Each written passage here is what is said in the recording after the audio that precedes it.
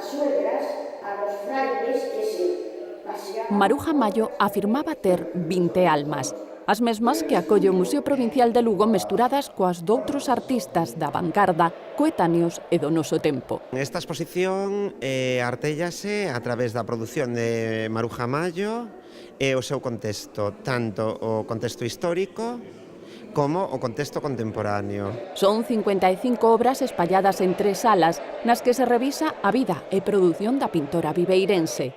O Museo de Lugo custodia 7 das súas obras, entre elas este óleo, a guía postal do ano 1929, na que plasma a súa visión da provincia. O seu vínculo coa Deputación comezou no ano 1922, cando a pintura iniciou os seus estudos na Academia de Belas Artes en San Fernando, en Madrid. A institución provincial axudou a Maruja Mallo a iniciar a súa traxectoria profesional. Maruja Mallo, a que este ano adícase o Día das Artes Galegas, contou entre 1926 e 1929 cunha bolsa da Deputación de Lugo. Na Deputación estamos de celebración e vestímonos de festa, ademais, para conmemorar a Maruja Mallo no seu ano, no ano en que é elexida pola Real Academia Galega de Belas Artes como artista do ano. Non podíamos facelo de outro xeito, facémolo ademais de traer a súa obra e a dos seus coetáneos, traendo a obra dos artistas viveirenses da mesma cidade de nacemento que ela, máis actuais e máis contemporáneos.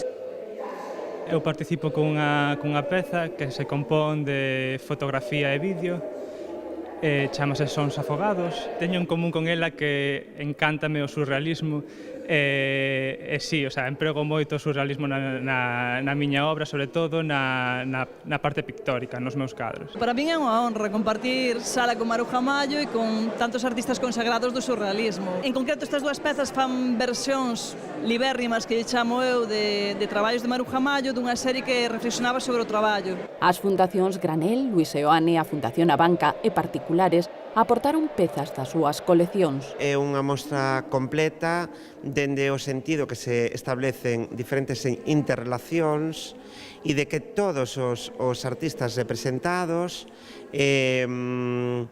se contaminan constantemente dentro da longa produción de Maruja Mallo, da que se poden ver pezas significativas dende ao principio da súa produción hasta pezas xa do final relacionadas tamén con compañeiros con outros artistas importantes como é José Vázquez Cereijo. La parte más importante de lo que es la colección Vázquez Cereijo-Nikitic es el resultado de lo que era su obra trabajando juntos en la obra gráfica. Mi marido era de hacer pocos retratos, pero él quería dejar plasmado la forma en que él veía a Maruja.